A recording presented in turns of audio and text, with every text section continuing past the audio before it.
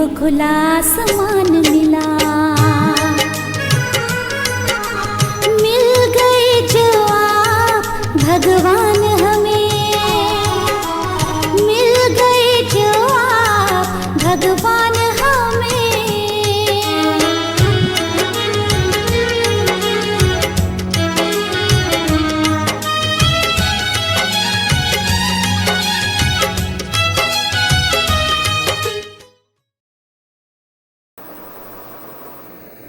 ओम शांति। प्यारे बाबा ने एक तरफ विकारों का दान लेकर कहा कि ये दान दे देंगे तो आपके सारे ग्रहण छूट जाएंगे, और दूसरी तरफ बृहस्पति की दशा हम पर आ जाए उसके लिए कितनी सुंदर बात याद कराई कि आप ही जब देवी देवता सनातन धर्म के थे तो बहुत सुखदायी थे, लेकिन फिर जब आप देवान अभिमान के वश आए, काम विकार के वशीभूत हुए, पतित बन गए तो दुख शुरू हो गया, फिर ग्रहण चढ़ने लगे। लेकिन अब मैं फिर से आ गया हूँ आपको पवित्र बनाकर वापस सुखदायी बनाने के लिए। तो अब बृहस्पति की दशा इसीलिए हम पर बरसने लगी है। फिर ओम नमः शिवाय कल का गीत था। साथ साथ में भगवान ने कहा कि कांटों को निकाल करके फूल बनने का पुरुषार्थ करो, और पारस बनाने वाले भगवान को बहुत प्यार से याद करना है। इस संगम युग की घड़ियों में कुछ बनने के साथ साथ देवता बनने का लक्ष्य सबसे पहले रखना है। साथ साथ में बाबा ने विशेष याद कराया कि अभी संगम युग पर अपने हर कर्म में गुण भर दो, कला भर दो, साधारण कर्म को यादगार बना दो। इतने परफेक्शन से उसको इतना दिल लगा करके, कर्म से दिल नहीं लगाना, दिल भगवान से लगा हुआ है, उनसे जो कुछ हमको आज्ञा मिलेगी उसको हम बेस्ट करके देंगे। किसी को बिना देखे, किसी के दिखाने के लिए नहीं, भगवान ने कहा इसलिए करने के लिए, तो हम सर्वगुण संपन्न बन जाएंगे। फिर पावरफुल वो है जो फ़ौरन परख करके फैसला कर दे, और हमारी शक्ति इतनी महान है पवित्रता की कि दूसरों की अपवित्रता के किचड़े को भस्म कर सकती है। सिर्फ हमें स्मृति स्वरूप बन करके रहना है। आज हम बाबा की 3 जुलाई की मुरली सुनेंगे। मीठे बच्चे, तुम इस ड्रामा के आदि मध्यांत को जानते हो। तुम्हें बाप द्वारा ज्ञान का तीसरा नेत्र मिला है, इसीलिए तुम आस्तिक हो गए हो। ये आस्तिक की डेफिनेशन भगवान की तरफ से है, और नास्तिक की डेफिनेशन भी भगवान ने गीता में बताई है, जो सब लोग पढ़ते भी हैं। हे अर्जुन, यज्ञ से, तप से, पठन पाठन से, यात्रा से, स्नान से मैं नहीं मिलता हूँ, ये मेरे मिलने के मार्ग नहीं है। लेकिन तब भी हम वही कर रहे हैं, और जो वो कर रहे हैं उसको आस्तिक मान रहे हैं, जो नहीं कर रहे हैं उनको नास्तिक कह रहे हैं। लेकिन यहाँ खुद भगवान कह रहे हैं, जो ड्रामा के आदि मध्य अंत को जाने, और जानने के लिए नहीं जाने, श्रेष्ठ लक्ष्य को स्वीकारने के लिए जाने। जब मुझे पता पड़ा कि आप ही, यानी मुझे भगवान ने बताया कि आप कभी देवता थे, तो हमने देवता के लक्ष्य को स्वीकार कर लिया। अगर हमसे ये कहा जाता कि आप भी देवता जैसी बन जाओ, तो हम कहते हम एक इंसान नहीं बन पा रहे, हम देवता क्या बनेंगे। लेकिन बाबा ने आत्मा के पास्ट को याद करा के कहा आप ही थे, तो लगा अच्छा हम ही थे तो हम तो बन सकते हैं। तो ऊंचा लक्ष्य लेने के लिए, स्वीकारने के लिए, हिम्मत रखने के लिए कि हम बन सकते हैं, इसलिए भगवान ने ज्ञान दिया। ज्ञान का तीसरा नेत्र खुला, समझ का नेत्र, तो हम व्यवहार भी उसी समझ से करने लगे। इनको कहते हैं आस्तिक। फिर आज बाबा ने ये भी कहा कि मेरा एक टाइटल वो किसी धर्म स्थापक को नहीं दे सकते।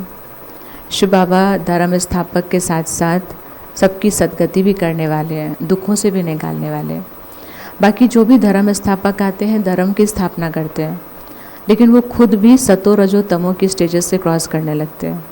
पर शिव बाबा कहते हैं मैं सतगुरु, बाकी किसी भी धर्म स्थापक को सतगुरु नहीं कहेंगे, क्योंकि वो दुख से छुड़ाकर सुख में नहीं ले जाते हैं। धर्म स्थापन करने वालों के पीछे तो और ही आत्माएं उतर आती हैं, शांति से ऊपर बैठी थी, लेकिन एक धर्म की स्थापक आए, फिर उनके पीछे उस सेक्शन वाली आत्माएं आ गई। तो इसलिए बाबा कहते हैं सतगुरु एक मैं ही हूँ, बाबा जब आते हैं तो सब आत्माओं को घर का रास्ता बता देते हैं, शांति धाम सुख धाम की अनुभूति भी कराते हैं, ले भी चलते हैं। इसलिए बाबा कहते हैं मैं हूँ सद्गुरु। बाबा को कोई अभिमान नहीं है कि मैं सद्गुरु हूँ बाकी कोई नहीं है। बाबा ये इसलिए कह रहे हैं ताकि मेरे बच्चे कहीं और नहीं भटके, उनका लक्ष्य सीधा हो, पता हो तो वहीं पहुँच जाएंगे। गीत है आज का, इस पाप की दुनिया से कहीं दूर ले चलो। ये हमारे मन का गीत है, भगवान ने आके वो कर दिया। सुख धाम जब आएगा तब आएगा, लेकिन हम दुख की अनुभूति अभी नहीं करते। सुख और शांति की अनुभूति करना बाबा ने सिखाया। फिर आज का धारणा के लिए सार है, आत्म अभिमानी बनकर इन कानों द्वारा अमर कथा सुननी है, क्योंकि अमर कथा आत्मा के लिए है। पार्वती मतलब पर्वत जैसी ऊंची स्थिति, और ऊंची स्थिति मतलब आत्मिक स्थिति। तो आत्मिक स्थिति में स्थित होकर के कथा सुनेंगे तो क्लियर लगेगा मेरे ऊपर है, और आगे के लिए बाबा गाइड भी कर रहे हैं। ज्ञान की भूं भूं करके दूसरों को भी अपने जैसा बनाना है, उनकी सेवा करनी है। यानी जैसे बाबा भ्रमरी का एग्जाम्पल देते हैं, एक कीड़ा, जो कीड़े नहीं उड़ पाते उनके ऊपर लगातार कंटिन्यू ये आवाज़ करती है भूं भूं, वो भी उड़ने लगते हैं। तो मेरा काम भी यही है, जैसे हमने उड़ान भरना सीख लिया, बाकी आत्माओं को भी ये शिक्षा देनी है। बाबा जैसा नॉलेजफुल ब्लिसफुल बनना है, हर बात में फुल की अवस्था। सोम रस पीना और पिलाना, यही वाला रस फ़ायदा कर रहा है सबको इस वक्त। अमृत पीना भी है तो पिलाना भी है। आज का वरदान है, माया के विघ्नों को खेल समान अनुभव करने वाले मास्टर विश्व निर्माता भव।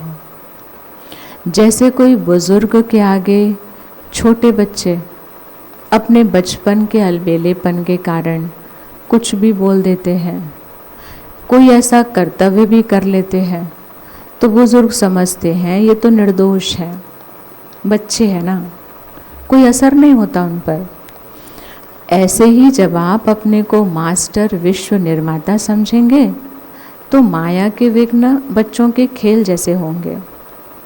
माया किसी भी आत्मा द्वारा समस्या, विघ्न, परीक्षा पेपर बनकर आए, उसमें घबराएंगे नहीं, लेकिन उन्हें निर्दोष समझेंगे। बड़े बन जाओ तो फिर छोटों की बातें पिंच नहीं करते हैं, उन्हीं के बराबर रहते तो परेशान होते हैं। तो ये बड़ेपन का तो प्रमोशन भगवान नहीं किया, इसको एक्सेप्ट कर लेते हैं, जिसमें हम खुद भी सेफ रहते हैं और दूसरों को भी हम सेफ रख पाते हैं। आज का श्लोगन है, स्नेह, शक्ति और ईश्वरीय आकर्षण स्वयं में भरो तो सब सहयोगी बन जाएंगे। प्यार भी, शक्ति भी, जिनके लिए हमारे मन में शुभ भावनाएं होती हैं उनके लिए हम शक्ति स्वरूप भी बनते हैं, वरना सिर्फ स्नेह होता है, शक्ति नहीं होती तो वो मोह बन जाता है। तो स्नेह, शक्ति और ईश्वरीय आकर्षण स्वयं में भरो तो सब सहयोगी बन जाएंगे। फिर हम शिकायत नहीं करेंगे, दुखी नहीं होंगे, इन्होंने सहयोग नहीं दिया, उन्होंने। सहयोगी बनाने हैं तो ये तीनों चीज़ें अपने में लानी पड़ेंगे। फिर आज अव्यक्त इशारे में है, अभी ज्वालामुखी बन आसुरी संस्कार, आसुरी स्वभाव सब कुछ भस्म करो। जैसे देवियों के यादगार में दिखाते हैं, ज्वाला से असुरों का श्रृंगार किया। अब असुर कोई व्यक्ति थोड़ी है, लेकिन आसुरी शक्ति जो हमारे अंदर है उन्हें ख़त्म किया।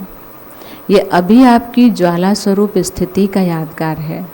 अब ऐसी योग की ज्वाला प्रज्वलित करो जिसमें ये कलयुगी संसार जलकर भस्म हो जाए, सारे दुख जल करके भस्म हो जाए। भगवान हमसे ये चाहते हैं। तो ये आज की बहुत मीठी सी मुरली, आस्तिक की डेफिनेशन बताई, जो ड्रामा के आदि मध्य अंत को जानते हैं और अपने तीसरे नेत्र को सदा खोला रखते हैं। शिव बाबा ही सतगुरु है, जो न सिर्फ एक श्रेष्ठ धर्म स्थापन करने आए हैं, सनातन धर्म, बल्कि हमें दुखों से भी छुड़ाने आए हैं, सुख धाम का रास्ता बताते हैं। गीत है, इस पाप की दुनिया से कहीं दूर ले चलो। फिर चौथी बात है, आत्माभिमानी बन करके कानों द्वारा अमर कथा सुननी है और भ्रमरी बन करके दूसरों को भी अपने जैसा बनाना है। 5वीं बात, सोम रस पीना और पिलाना है, बाबा जैसा नॉलेजफुल ब्लिसफुल बनना है।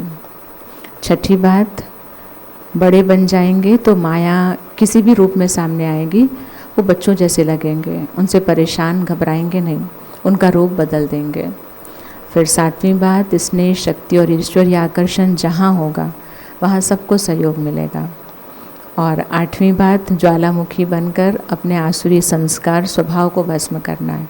देवियों का जो रूप दिखाते हैं कि देवियों ने अपनी ज्वाला स्वरूप से असुरों का संहार किया, तो वो कोई व्यक्ति नहीं है लेकिन अपने ही अंदर की आसुरी शक्तियों का संहार, सारी दुनिया के दुख खत्म हो जाएंगे। फिर से एक बार याद कर लेते हैं, शिव बाबा हमें आस्तिक बनाते हैं ज्ञान का तीसरा नेत्र देकर, तीनों कालों की नॉलेज देकर। बाबा ही सतगुरु हैं क्योंकि वही हमको दुखों से भी छुड़ाते हैं और श्रेष्ठ सनातन धर्म की स्थापना करते हैं। इस पाप की दुनिया से कहीं दूर ले चलो। चौथा रतन, आत्मिक स्थिति में स्थित होकर के अमर कथा सुननी है। 5वां रतन, शिव बाबा की तरह नॉलेजफुल ब्लिसफुल बनना है, सोम रस पीना भी है तो पिलाना भी है। 6ठा रतन, बड़े बन जाएंगे तो माया की विघ्न, वो किसी भी इंसान के थ्रू भी आ रहे हैं तो लगेगा बच्चे खेल रहे हैं, तो कभी घबराएंगे नहीं, दुखी नहीं होंगे, बल्कि उनको निर्दोष समझ करके उनको ठीक करेंगे। 7वां रतन, जिसमें स्नेह शक्ति और ईश्वरीय आकर्षण है, उनके सब सहयोगी बन जाते हैं।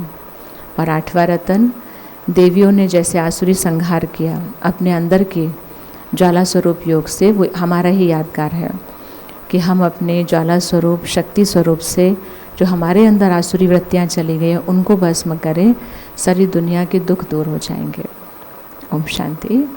अभी फिर से हम बाबा के उसी प्यारे से गीत पर बाबा के साथ परम धाम चलेंगे, उनकी सारी शक्तियों को भरकर सब तरफ उन शक्तियों को देते हुए फिर से शक्ति स्वरूप बन करके अपने संगम युगी शरीर में आ जाएंगे। ओम शांति। है पाँव नहीं अब धरती पर, उड़ने को खुला आसमान मिला, मिल गए जो आप भगवान हमें, मिल गए जो आप भगवान हमें।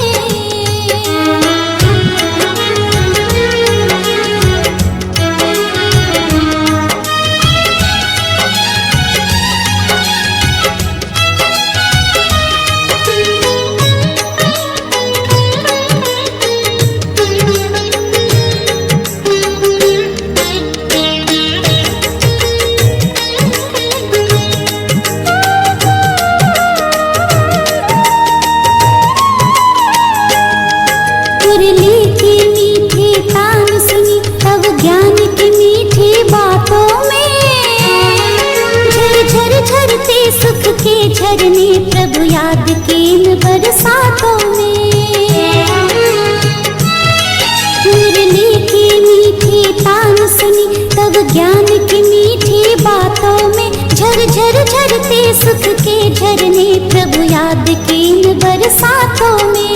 ढल गए हैं पुण्य जन्मों जन्म के, ढल गए हैं पुण्य जन्मों जन्म के, कल्याण का है वरदान मिला, है पाँव नहीं अब धरती पर, उड़ने को खुला आसमान मिला,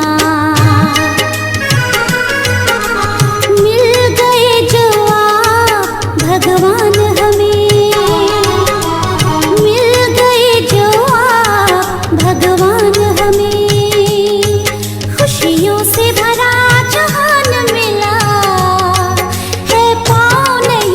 धरती पर, उड़ने को खुला आसमान मिला, उड़ने को खुला आसमान मिला, उड़ने को खुला आसमान